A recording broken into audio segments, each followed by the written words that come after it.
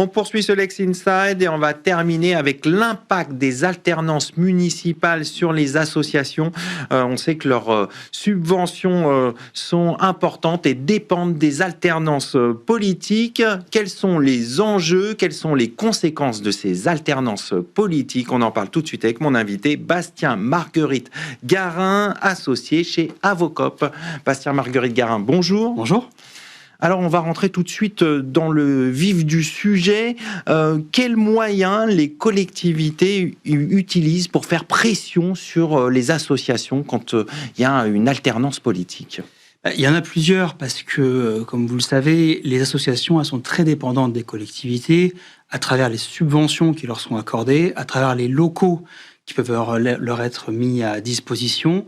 Et donc, c'est des moyens qui sont importants puisqu'en fait, sans ces subventions et sans ces locaux, elles ne peuvent pas tourner, ces associations. Tout à fait. Et ces subventions et ces locaux, il y a un peu deux moyens de les accorder.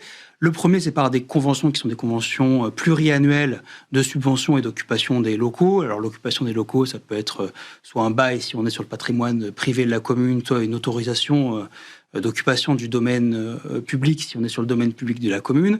Lorsque c'est sur plusieurs années, ça peut être relativement sécurisé, puisqu'en fait, la personne morale municipalité a signé avec l'association, et donc elle est tenue de respecter, pendant la durée du contrat, les versements des subventions et le maintien dans les locaux sous réserve des différentes clauses de sortie. Par contre, s'il n'y a pas de convention pluriannuelle, qu'on est sur une simple subvention qui est donnée de manière annuelle ou des locaux qui sont donnés à disposition, comme ils peuvent l'être aussi pour des partis politiques, et bien là, c'est beaucoup plus précaire, parce qu'en fait, du jour au lendemain, la collectivité peut dire que ça ne correspond plus à l'idée qu'elle se fait de l'intérêt public local et retirer cette subvention, cesser de la donner et attribuer le local à une autre association, une autre personne morale, etc. Et dans ces cas-là, l'association est très démunie parce qu'elle n'a que très peu, voire aucun moyen de recours contre cela.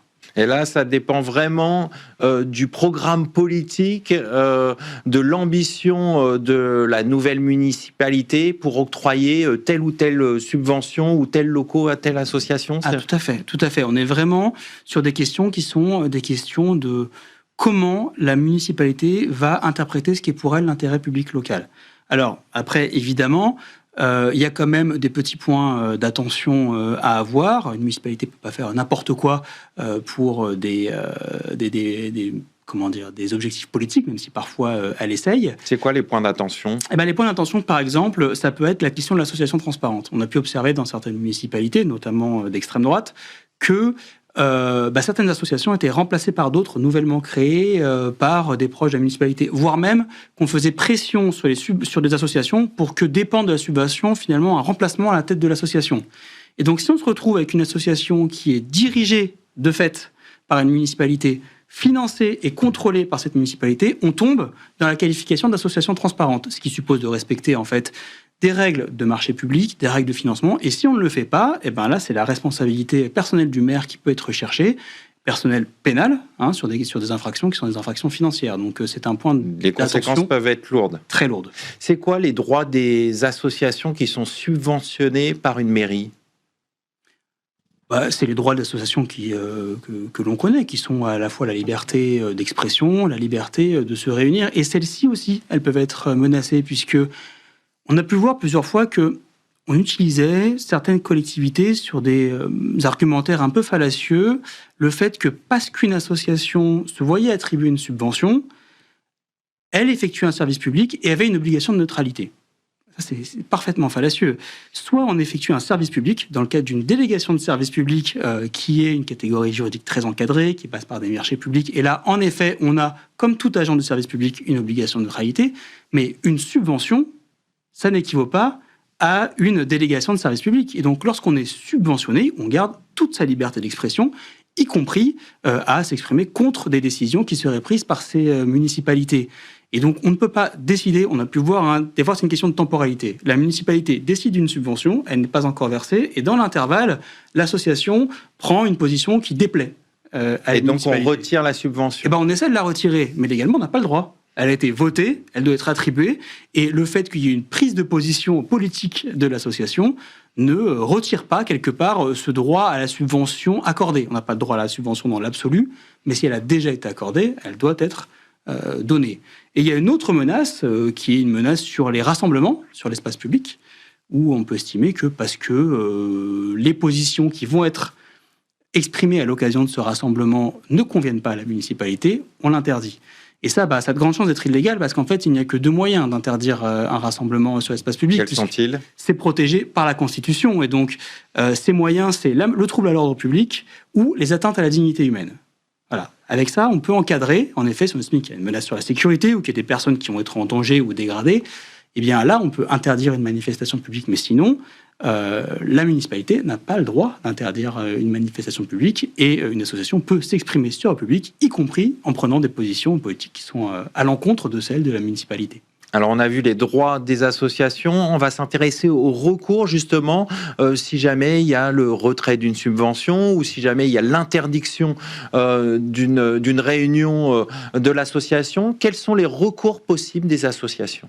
Comme je le disais au début, sur le retrait d'une subvention, s'il n'y a pas de convention pluriannuelle, il n'y a pas de moyen de recours. Et c'est un vrai motif d'inquiétude, c'est un vrai trou juridique dans notre droit, parce qu'il y a des emplois qui dépendent de cela. Il y a aussi des personnes qui sont bénéficiaires de ces associations. On pense par exemple au Resto du Cœur, on pense à toutes ces associations de solidarité qui viennent en aide à des personnes qui en ont besoin.